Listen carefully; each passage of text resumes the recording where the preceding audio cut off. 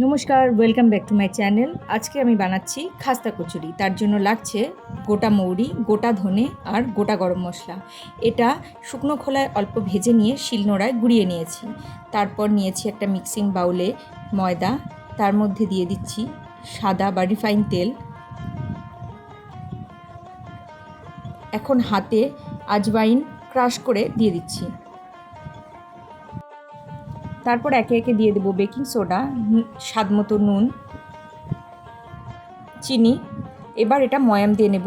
এরকম হতে হবে যাতে মুঠো করলে একসাথে হয়ে থাকে।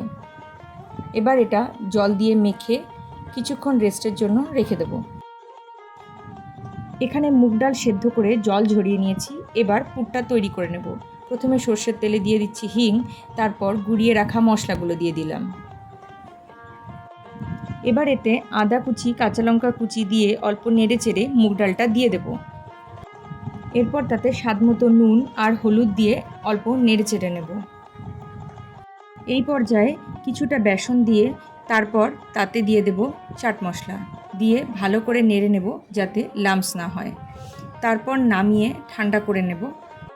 এবার কড়াতে বেশ খানিকটা তেল গরম করতে দিয়ে কচুরিগুলো তৈরি করে নেব। এবার ডো থেকে লেচি কেটে এরকম বাটির মতন শেপ দিয়ে তার ভেতর পুর ভরে মুখটা ভালো করে আটকে দিতে হবে যাতে ভেতর থেকে পুরগুলো বেরিয়ে না আসে। এবার হালকা আঁচে কিছুটা সময় নিয়ে কচুরিগুলো ভাজতে হবে। ভাজা হয়ে গেলেই কচুরি রেডি।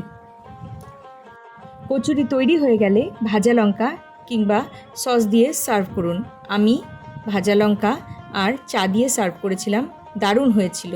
ভিডিওটা যদি আপনাদের পছন্দ হয় তাহলে please like, share and comment.